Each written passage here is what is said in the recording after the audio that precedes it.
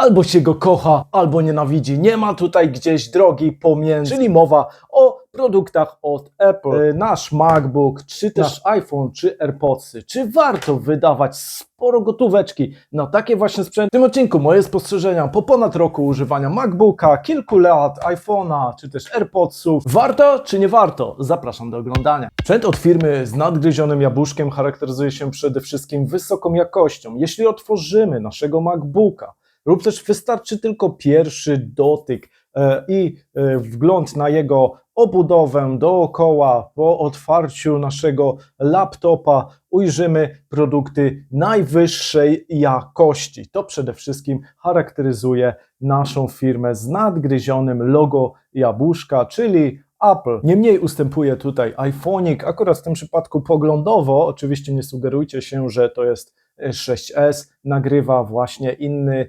iPhonik mój, którego bardziej na co dzień używam, jak wiecie w moich odcinkach, jeśli śledzicie na bieżąco, a jeśli nie, no to zapraszam Was do zakładki wideo, tam oczywiście więcej materiałów, nie tylko o produktach Apple'a. Czy warto zakupić, a przede wszystkim czy warto wydawać tyle pieniędzy właśnie na te produkty. Tematem przewodnim odcinka tutaj będzie nasz MacBook z procesorem M1, ponieważ o niego najwięcej pytacie i o niego się też rozchodzi, ale nie bez powodu tutaj dodałem inne produkty od naszej firmy z jabłuszkiem, dlatego że chcę uzasadnić dlaczego warto i dlaczego nie warto. Także krótko o jakości, ponieważ o tej jakości mówi się wiele, nie będę się tutaj rozgadywał, ponieważ jakość jest tu na najwyższym poziomie. Minusem obsługi, jeśli chodzi o gwarancyjność naszego sprzętu, czyli usterkowość, to rok gwarancji, który daje nasz producent.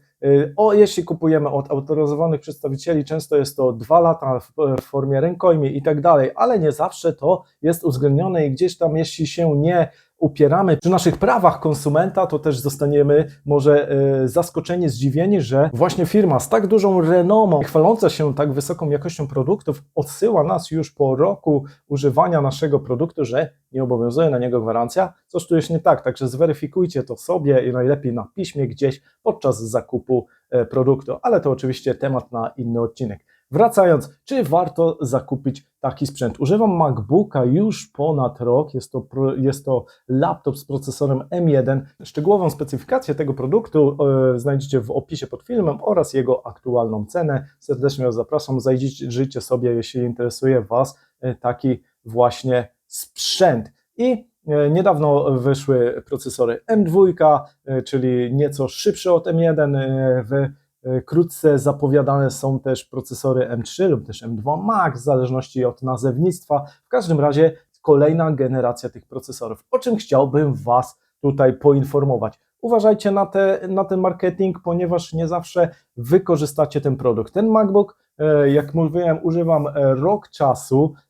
Zakupiłem go prawie że rok po premierze, czyli od premiery już minęły 2 lata, a MacBook ciągle spełnia swoje wymagania i dla przeciętnego użytkownika jest praktycznie nie do wykorzystania i jego możliwości, pomimo że minęły już 2 lata i zakładam się, że miną jeszcze kolejne 2, 3, może nawet 4 lata, gdzie przeciętny użytkownik praktycznie nie wykorzysta możliwości tego komputera. Dlatego tutaj, jeśli chodzi o sprzęt od naszego jabłuszka, całkowicie on dyskwalifikuje produkty oparte na systemie Windows, ponieważ tam architektura tu systemowa przede wszystkim zupełnie rządzi się innymi prawami i dostosowanie takiego produktu do obsługi Windows niestety nie jest tak perfekcyjnie dopracowana i też często mamy tam zgrzyty na poziomie sprzęt, a oprogramowanie. Tutaj tego nie ma, ponieważ Apple dodaje największych starań, aby ich oprogramowanie było jak najlepiej dostosowane do ich produktu. Dlatego też mam ze sobą tutaj inny sprzęt od Apple'a. Jeśli zastanawiacie się, czy wybrać produkty Windowsowe, czy wybrać produkty z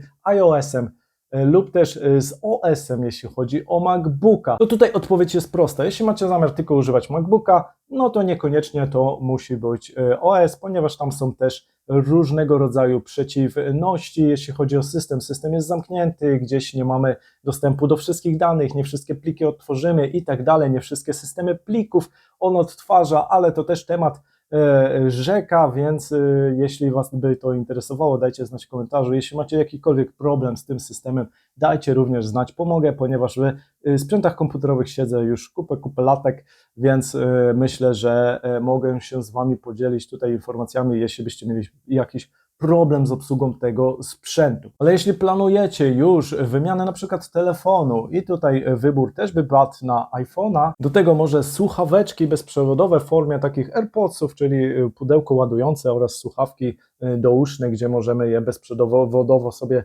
słuchać i może jeszcze nawet smartwatch. O to chodzi, że wtedy produkty te współgrają ze sobą równorzędnie, równocześnie, bez zakłóceń, bezproblemowo i to całkowicie dyskwalifikuje i tutaj produkty Windowsowe i system sam Windowsa, nie tyle produkty Windowsowe, ale produkty na Androidzie, które, jak wiecie, no Android jest innym systemem, Windows jest innym systemem, smartwatche mają inny system wbudowany w obsługę swoich urządzeń.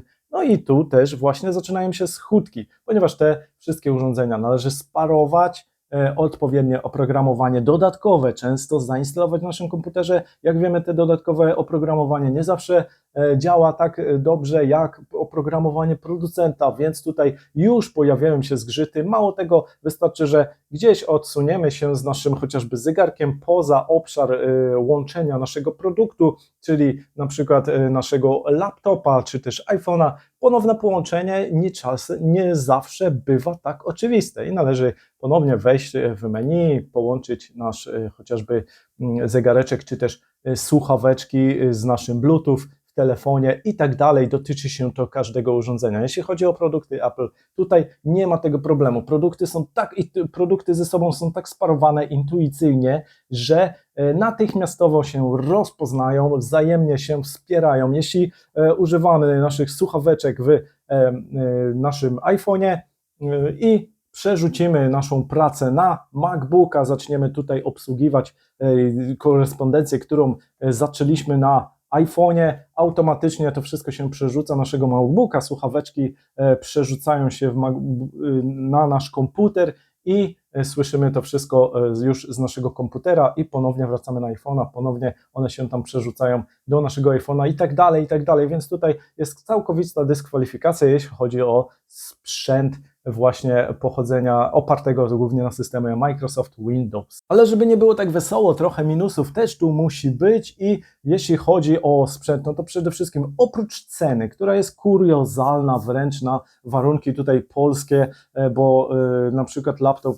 to jest wydatek rzędu 6000 i to minimum, bo naprawdę w takich podstawowych wersjach, mówię tu oczywiście o nowym sprzęcie, nowy iPhone też około 4000, AirPodsy około 1000 złotych, co daje nam już kwotę powyżej 10 tysięcy złotych do tego smartwatchek, więc no kuriozalne kwoty. Lecz ja tutaj proponuję rozłożenie tej kwoty na lata użytkowalności, ponieważ z reguły sprzęty od Apple'a są dosyć wytrzymałe i pomimo tego pseudo roku gwarancji, który tam daje producent, to się oczywiście zmienia z racji rękojmej, praw konsumenta i tak dalej, temat rzeka.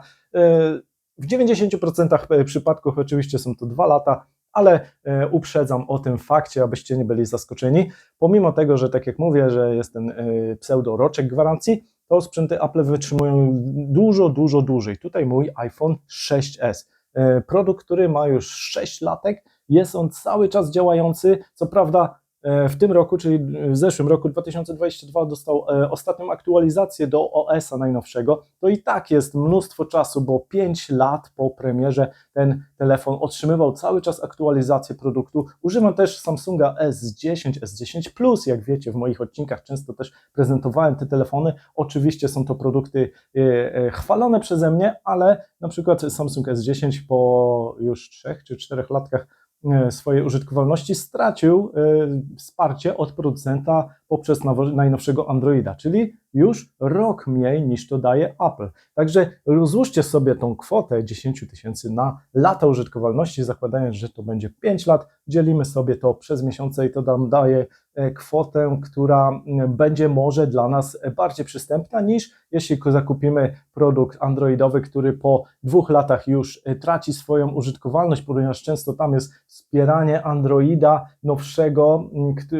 który już nie obsługuje na przykład procesorów, które były montowane w starszym urządzeniu. Wtedy mamy jakieś opóźnienia, ten telefon nie zawsze działa tak dobrze. Często też jest zapominanie o starszych produktach, czyli na przykład nowszy Android obsługuje jakieś tam formy wspierania nocnego wideo, nocnych zdjęć i tak dalej, a nie zostanie to dograne do produktów starszych, czyli dwuletnich, pomimo że dostaną one aktualizację do najnowszego Androida, na przykład 13, który teraz niedawno wyszedł, nie zawsze będą one w pełni obsługiwały na przykład fotografii, zdjęć, bo gdzieś tam zapomniano o dodaniu tych właśnie funkcji do danego modelu telefonu, ponieważ tych modeli jest tak dużo, że rzeczywiście jest to nie do ogarnięcia, ponieważ tam, jak wiecie, wchodzą tutaj produkty nie tylko Samsunga, Nokii, Motorola, Huawei co prawda tam ze sklepu Play się odłączył, ale Xiaomi i tak dalej, dużo jeszcze innych produktów chińskich mniej znanych. Do tego dochodzi szereg modeli wydawanych przez tych producentów, czyli seria M,